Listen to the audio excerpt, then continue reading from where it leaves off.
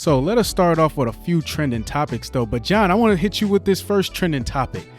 Man, this may be good news, may be bad news, but WWE 2K22 just announced that next year when the game comes out, they're most likely bringing back GM mode. What's your thoughts on that? GM mode may be making a return finally. I'm gonna say it like this, man. The two things is create a story and GM mode are the two biggest things they can have to help these games out, man. I think a lot of people are tired of the WWE universe and having time traveling matches and having to fight alter egos, man. Nobody wants to see that. They want to be in control and do the things that Vince McMahon won't do, which is give us these dream matches, give us these, situations that should have happened but did not happen. Hell, I'll have it my way. Make sure the Fiend don't ever lose a match. But I'll say it like this. I just hope it don't come out and they forget the program an extra month. Let's hope the game's actually good. Man, my first thoughts was like, about damn time. Quoting LeBron James. Man, because what? Man, I've been calling for GM mode for years. Why did they shouldn't even ever took it out the game when you talk about the SmackDown versus Raws? That what made those games classics to me when they added GM mode. And then as years went on, they started changing it up and no GM mode. It makes perfect sense to be GM mode because I believe, I can't remember what year this was, maybe 2007 when they had ECW, SmackDown, and Raw. Well, now we got SmackDown and Raw and NXT. It's like we need GM mode. We finally get GM mode, but now we don't really have the same wrestling characters. But, they can just add in the legends and whatnot. So we can still make it work. All we need is just to put in Eddie Guerrero and what's it called? Yeah, just throw in Eddie Guerrero, Edge, and a couple creative characters. We got a really dope roster. Shawn Michaels, Triple H.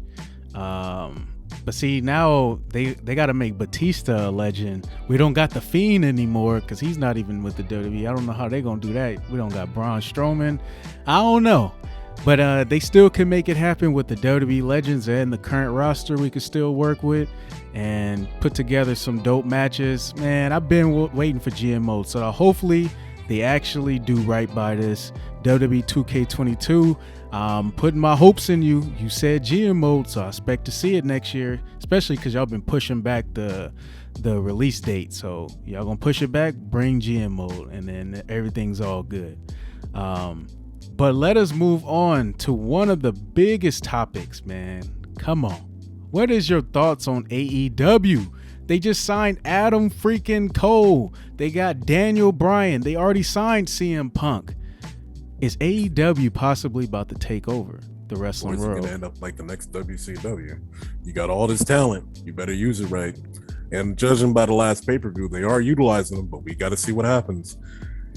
Because the way I see it with AEW, I'm going to have to start watching the show more often just so I can get a better grasp of what's going on. But I still think, without a shadow of a doubt, though, they gotta they gotta tighten up. You know what I'm saying? Kind of like a summer beach body bod. You want to tighten it up so you make sure there's no flab anywhere. You know what I'm saying? I still see that when I do check in with AEW, but I will say the good thing they're doing though is letting their superstars go to other promotions and wrestle. I love it. I think go ahead. they're proper competition with WWE. I think WWE should have partnered with New Japan since you had Shinsuke Nakamura and Tozawa. You should have done it. I gotta say this. Recently, I watched, I believe it's called Rampage, the pay-per-view for AEW, and one of the best matches I've seen on that card. Probably one of the best matches, not only on that card, but for sure this year. But that could be in the classics to me. The match between the Lucha Bros and the Young Bucks. It was a steel cage for the tag team titles.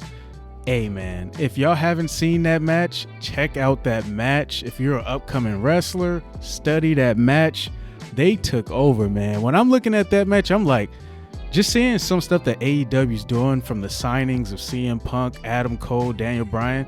You said WCW. I don't get a WCW vibe because Daniel Bryan is still in his prime. He could still go, and he wants to wrestle.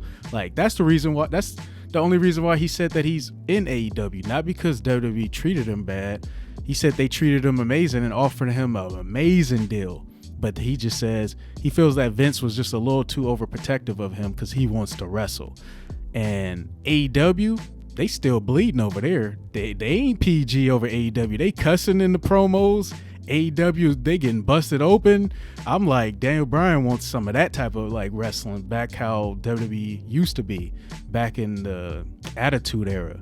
But AEW, I'm not gonna lie, they starting to try to attract. They're attracting me a little bit more because I'm just like, Adam Cole, this man is maybe not even in his prime yet, and he's great.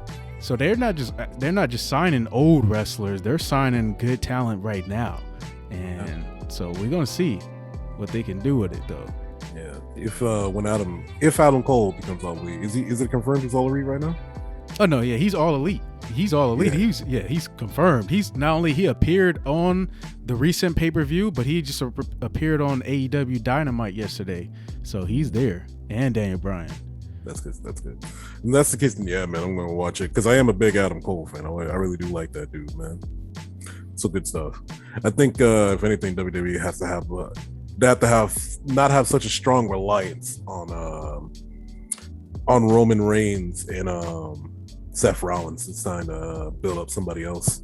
And that should have been Adam Cole. It should be him on the main roster trying to get that belt away from the family. But it is what it is. Yeah, that actually is a perfect transition to our main topic.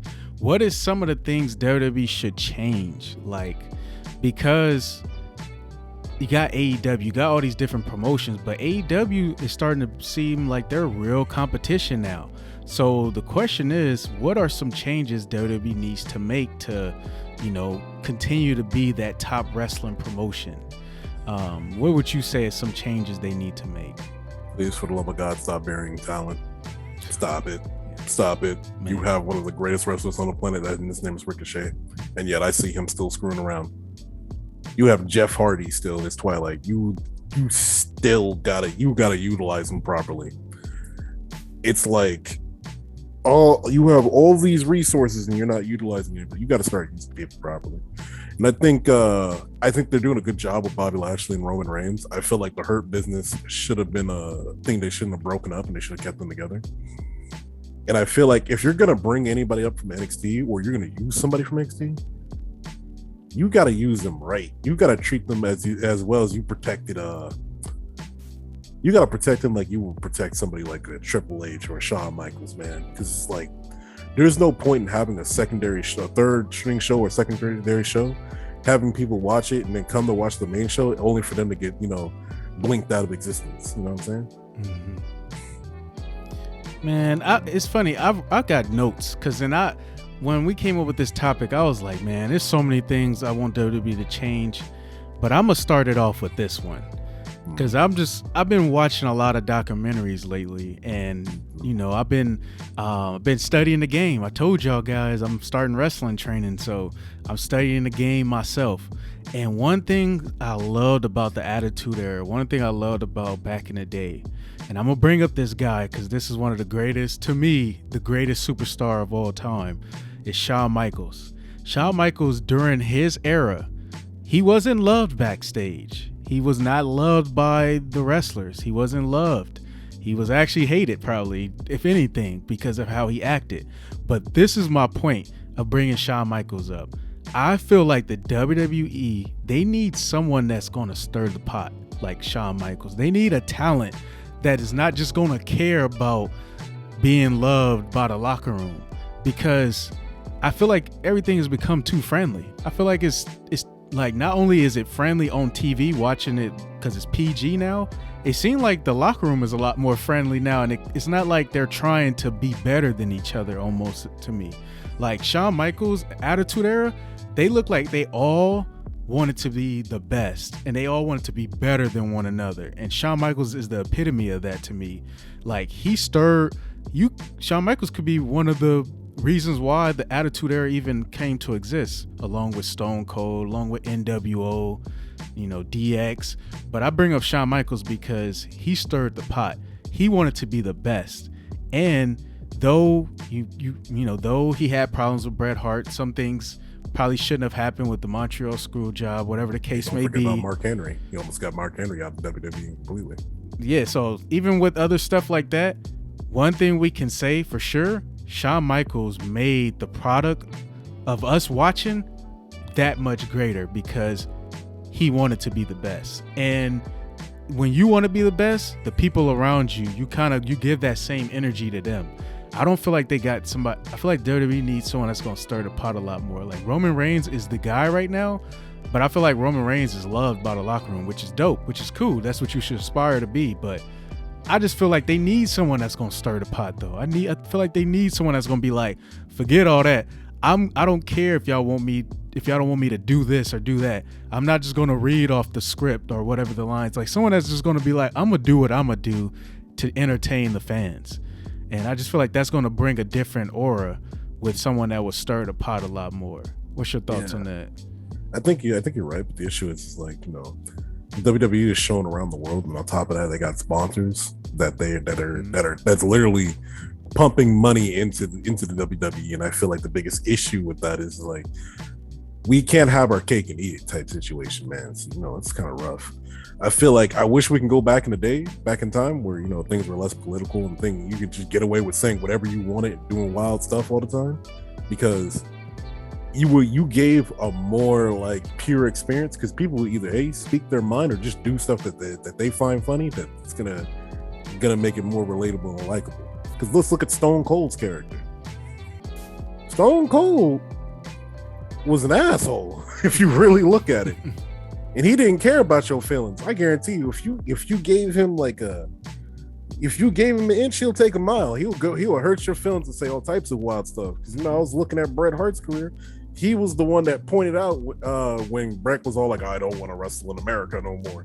He was making it seem like Stone Cold was getting at him and making it look like, man, all you do is cry and whine, and I'm just thinking, man, what if we gave Stone Cold, to 2020, like, man, he'd be tearing people apart and hurting everybody's feelings.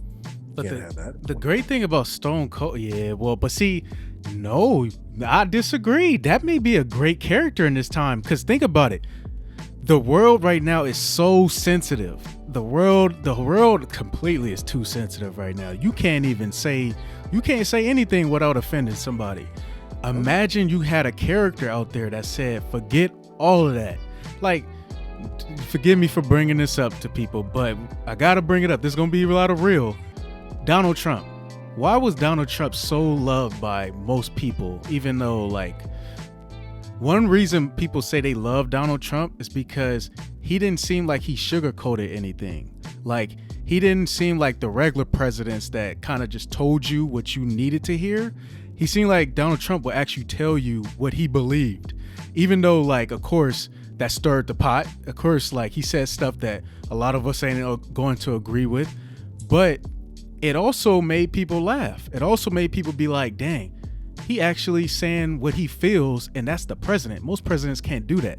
The reason why I bring him up is because in such of a sensitive time right now, imagine if there was a character like that really said what he wanted and went against everybody that was so sensitive, against everything that people are sensitive to.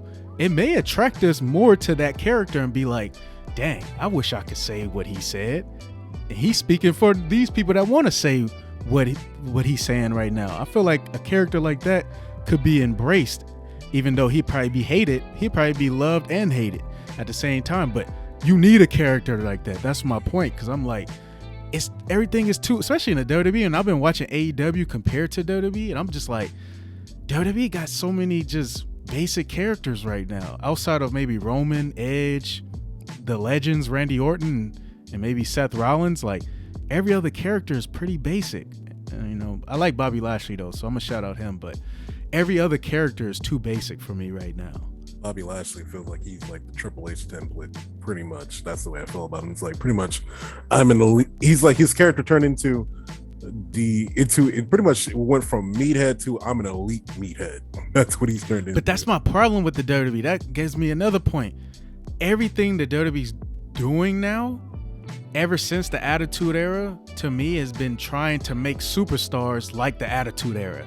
Like they've been looking for the next The Rock, the next Shawn Michaels, the next Stone Cold, instead of just trying to embrace this new era. Like that's one of the things I wrote in my notes is, what is this era for the WWE? WWE needs to find what's going to define this era. You had during Hulk Hogan days, that was the glory days. That was during a time where they built up characters to be almost like superheroes, superhuman. And then the Attitude Era was more so like, we're just going to break the rules and we don't care about anybody or anything.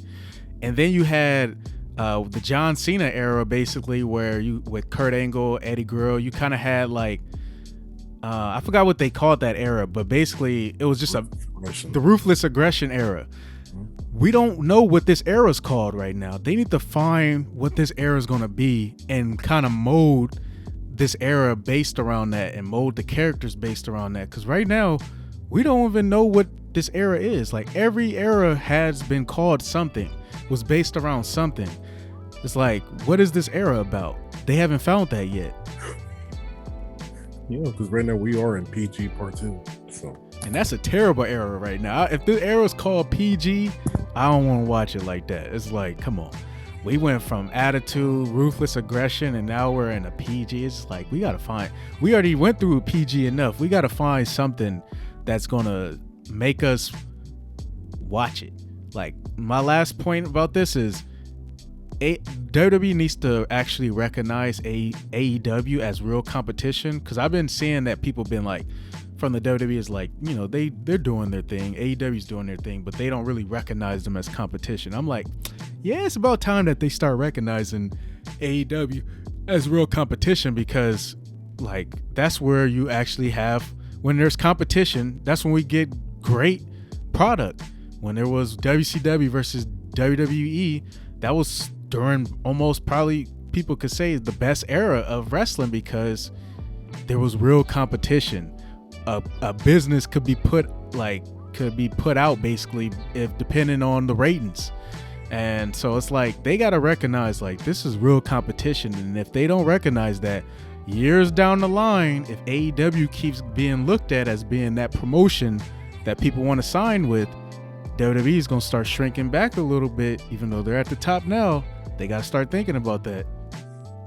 I think what it is though, they just, if you want that freedom, I think they should like cut NXT loose and make it into like something that like, hey, this is because NXT isn't technically under the WWE banner, but our wrestlers are there, they can do what they want. I think that would be like a good like answer to the situation. Yeah.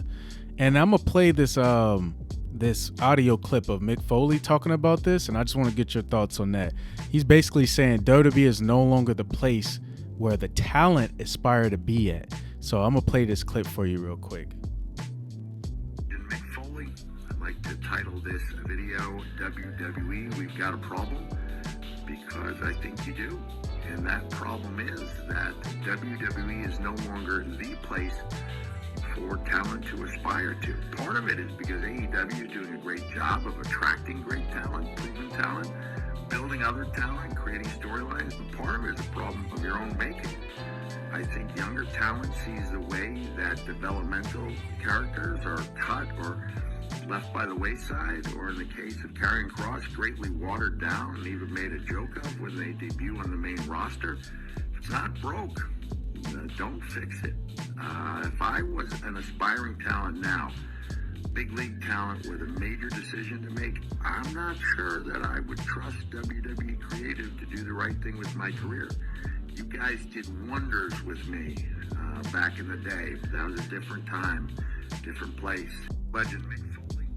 What's your thoughts on that? Basically, Mick Foley saying the talent nowadays don't aspire to be with the WWE now, because creative, the writing, they can't trust WWE that they're going to take care of their character past NXT, because what have we seen time and time again? Once they move up to the main roster, most of the time they just get destroyed, and then they're off of TV in like a month afterwards. Like, they just built all this up leading up to NXT, and then we're not just NXT, but their careers even before making it to NXT, building up their character just to get thrown away. What's your thoughts on that?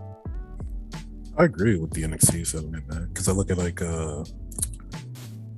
the Demon, man, Finn Balor. It's like, look at him, like seeing how he got treated. It's like it's like, to me, he was like a pure wrestler, kind of. And he had the demon persona when he needed it. And then when he got to WWE, they just gave him the jacket and tried to do like a discount Bullet Club kind of gimmick. And I feel like when it comes to Mick Foley, he's always been very vocal about things. So it's like, and it's not translated to what should and should not happen. But I do think he does have a good point. A lot of talent want to go to AEW, and I think they want to do this point just so things can change. They don't want things to be stagnant like how it is now. Yeah, that's my point too, because it's like, that was one of the main things we haven't even talked about it too much, is the writing. We've done it in other podcasts, but the writing, why would you want to be a talent, an upcoming talent, and you see how like you said, a Finn Balor, but to me, I think Finn Balor may have been treated kind of pretty good compared to other superstars like a Ricochet, or compared to EC3 or Bobby Roode or Keith Lee. Exactly. So at least Finn Balor became champion. He became Universal Champion, and then he actually has won the Intercontinental title. He's been in the kind of the main event picture at different times. But those other guys, Ricochet is the worst one to me. That man went from, I was watching him in NXT and I was just like, this guy is on a whole nother level. Then when I heard him when he got moved up to the main roster, I was like, WWE has someone that can really become a superstar on the main roster. And I was even talking about an Adam Cole. I was talking about Velveteen Dream. I was talking about Tommaso Ciampa, Johnny Wrestling. I was like, they got some stars that can go up to the main roster. Then I seen Ricochet get dogged like that. I was like, what? I can't believe it. I can't even believe it. Remember Ricochet versus Brock Lesnar? Remember how that went? Just Ricochet versus anybody right now. This man gets either ragdolled or he's not even on the show. It's weird because they got like a lot of dope cruiserweights they can use, and they can really build up a dope cruiserweight kind of thing going on. Like, if anything, if I was in control of WWE, it would be Mustafa Ali, Cedric Alexander, and before they released Buddy Murphy, it would have been Buddy Murphy, all going battling for the Intercontinental. It would have been dope. Yeah, like they have that, man. WWE's got to find. They got to find what's going to define this era. They got to build up these characters better. They got to improve their writing, because a lot of these wrestlers that's been going to AEW, most of them have been talking about the writing. That CM Punk left the WWE. Most of it is because he didn't like how they would bring back these legends, i.e. Goldberg, and then for a wrestler like him that was full-time, he'll be wrestling all year round. Then around WrestleMania season, he'll have to drop the belt to a legend. And then it was just like, he doesn't even get that main event moment. He didn't like the writing. It's just like most of these wrestlers nowadays, Jon Moxley, Dean Ambrose, AKA, didn't like the writing. He didn't like that. It's just like, WWE got to figure it out. They got to figure it out. They got too much talent back there. Like, you got a Paul Heyman. What? I know Paul Heyman can't be doing this type of writing. Paul Heyman's too good at cutting promos. Like, he got to know that. Let's not forget, Paul Heyman had his own business, and and his biggest thing was just letting people do them at the best of their ability, or maximizing them at the best of their own ability. And I know this is why Paul Heyman doesn't get put in bad storylines. I've noticed they keep him pretty much in a good situation at all times. That's what I'm saying. So it can't be Paul Heyman, and I couldn't blame Triple H because NXT was doing great. I don't know what's going on. And I think they said right now Vince McMahon is actually about to start running NXT at the moment, because I think Triple H is going through he just went through a surgery or something like that. Yeah, health issues. Yeah, so that's why Triple H probably not running NXT. I was wondering about that too, because I was like, dang, they just moving Triple H out the way. And then I heard about his health issues. So I hope Triple H will be all good and he can make a return, run NXT, and hopefully actually run the whole business, because he seemed like he knows what he's doing. So right now, I don't know. Vince may be a little outdated. I ain't gonna lie. Something going on. I don't know. It may, to me, I have a feeling, like you said, it has to do with all the other businesses that are tied to the WWE that makes them have to be PG, but they got to figure it out, because AEW is not PG. Upcoming talent is not going to want to be like supervised like this. They going to want to go to AEW if you got that option where they can have creative freedom, say what they want, and build up their character the way they want to do it, compared to WWE kind of squashing them. So like, they got to figure it out. They got to figure it out in a soon time. But